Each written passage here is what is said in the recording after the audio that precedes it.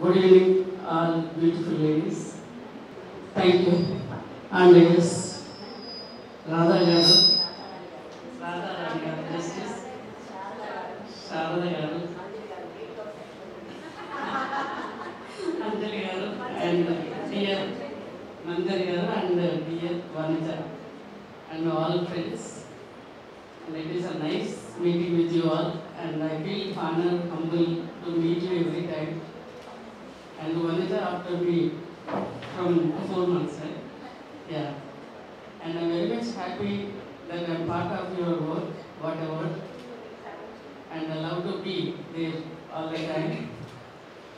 And I'm really happy. చాలా సంతోషంగా ఉన్నది మీరు ఆ పని చేస్తున్నాను కదా. చేయనందుకు చాలా పనులు, చాలా కోపంగా కూడా ఉన్నాయి. అవేంటో చెప్తా. జర్నలిజంలో కూడా 33% అనే రిజర్వేషన్ ఏదైతే ఉన్నదో అది ఎందుకు ఇంప్లిమెంట్ చేయట్లేదు? మీరు రాయలేకపోతున్నారా, రాయొద్దని అనుకుంటున్నారా? అర్థం కాలేదు. అవకాశం ఎవరిస్తారు? పిలిచిపెట్టు పిల్లనిస్తారా? లాక్కోవాలి కదా, మనమే అందిపుచ్చుకోవాలి. ఎందుకు ఇస్తారు? ఎవరు మనకు పిలిచే అవకాశం అయితే ఎవరు ఇవ్వరు కదా. డెఫినెట్గా నేను భవిష్యత్తులో చాలా చూడాలని అనుకుంటున్నాను. ఎందుకంటే కళ్ళ ముందు జరిగే చాలా అంశాలకు వాళ్ళు రాయాలని అనుకోరు. మీరు ఉండి చూసి చూడనట్టుగా చేస్తారు. మరి పరిస్థితులు అట్లా ఉంటాయా, లేకపోతే నిజంగానే మీరు నటిస్తున్నారో చూసి చూడనట్టు తెలియదు.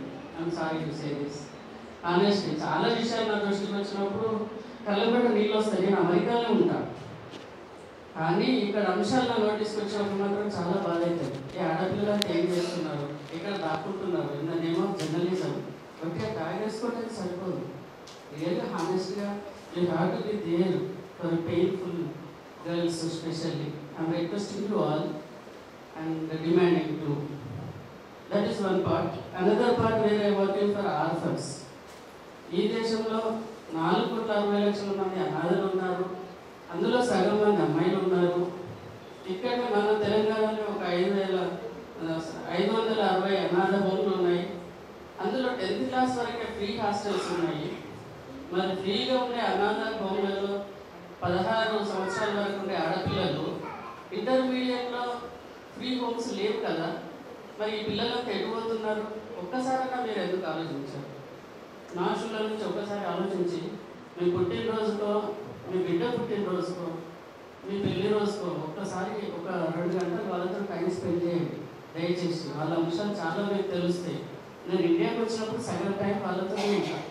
ఇక్కడికి వచ్చేది వాళ్ళ కోసం.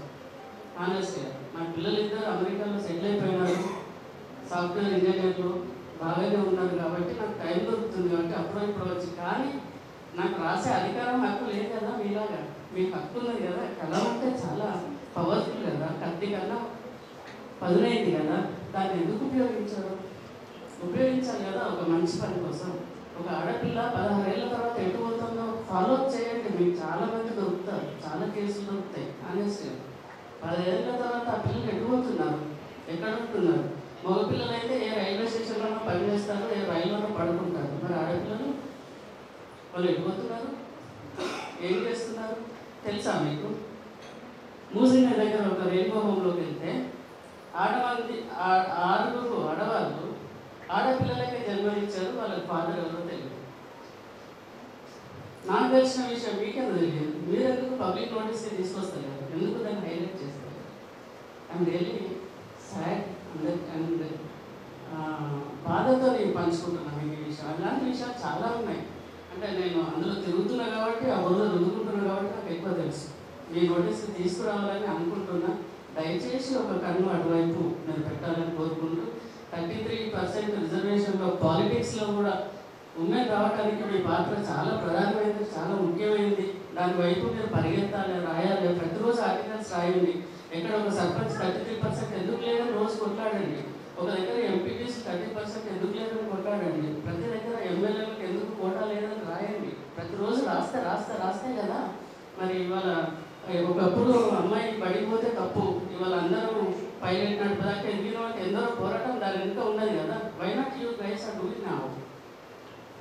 ప్లీజ్. ఇది నేను మీతో చేసే పోరాటం. నన్ను ఇచ్చే డొనేషన్కి మీరు నాకు చెల్లించాల్సిన, మీరు ఇంకా రాస్తే ఇంకా ఇస్తా, ఎంత బాగా రాస్తే అంత బాగా ఇస్తా. నా కోసం కాదు, మన అందరి కోసం, మన పిల్లల కోసం. ఈ సమాజం మనది. ఆడవాళ్ళు అనుకుంటేనే సాధ్యమవుతుంది. ఓకే, అనుకోవాలి. అనుకోకుండా ఎట్లా తెలుస్తుంది చెప్పండి. నా స్టోరీ తెలుసు కదా. ఎక్కడో పొలంలో పనిచేసి 5 రూపాయల కూలిగా చేసి దాన్ని అమెరికాకి వెళ్ళి ఓ సాఫ్ట్వేర్ కంపెనీ పెట్టి 100 మందికి ఉద్యోగాలు ఇచ్చే స్థాయికి ఎదిగినాం అని అంటే ఆ దేశం గొప్పతనం. ఇక్కడ ఉంటే తొక్కేటోళ్ళు కదా. మరి అట్లా ఇక్కడ కూడా మీరు కూడా చేయండి కదా. మీరు కూడా చేయండి. ఇంకా మేడం చెప్తుంటే బాధ అవుతుంది. ఇంకా అత్త పోరాటం, మొగుడు పోరాటం, ఇంకా మొగుడు కొట్టడాలు, మనం దాక్కోటాలు, ఏంటి ఇంకెన్ని రోజులు? నాకు కరెక్ట్ కదా. ఇంకా ఇంకా ఇంకా ఎంతసేపు? కన్యాశుల్కం ఎప్పుడు పట్టుకొస్తారు? మీరు రాస్తేనే వస్తుంది కన్యాశుల్కం. ఫస్ట్ కన్యాశుల్కం కోసం రాయండి. వరకట్నం మనం ఎందుకు ఇస్తాం? మనం కదా కష్టపడుతున్నాం, మనం కదా పిల్లల్ని అంటున్నాం, మనం కదా చదువుకొని పనిచేస్తున్నాం, సంపాదిస్తున్నాం. కన్యాశుల్కం మనకి ఇవ్వాలి. మనం ఎందుకు వరకట్నం ఇవ్వాలి? గలీజ్గా అసలు బాగాలేదు కదా. So please demand for Kanyasulkam. మాకు కట్నం ఇస్తేనే పిల్లలు ఇస్తాం, లేకపోతే ఇయ్యం మేము కదా.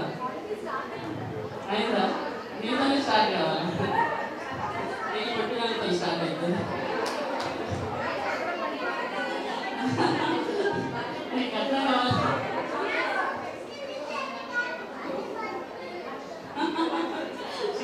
సంథింగ్. And thank you. డెఫినెట్గా women is a powerful then man. ఒప్పుకుంటారా లేదా మంచిగా కదా? మనమే పవర్ఫుల్ లేదా? దానికి ఎగ్జాంపుల్ ఉన్నది, చాలా లైవ్ ఎగ్జాంపుల్స్ ఉన్నాయి. మీరు దాన్ని పాటించకుండా దాన్ని పబ్లిక్లోకి తీసుకెళ్ళండి. మీరు అన్ఎడ్యుకేటెడ్ ఉమెన్ ఎక్కడైతే ఉన్నారో వాళ్ళ మీద ఫోకస్ చేయండి. లోపల దాకా ఇన్ఫర్మేషన్ తీసుకెళ్ళండి. కలం చాలా గొప్పది. నేను మళ్ళీ చెప్తున్నా, అమ్మవారి చేతిలో ఉన్న త్రిశూలం కంటే గొప్పది. మీరు అంతకంటే ఎక్కువ.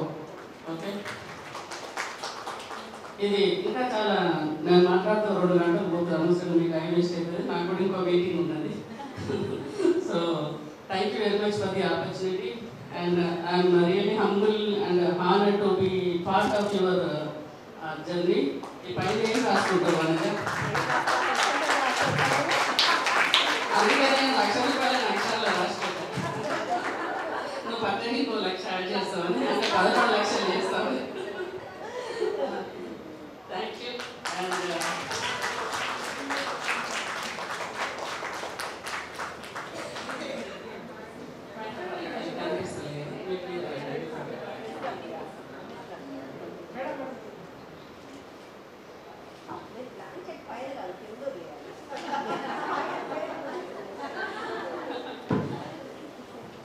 Thank you.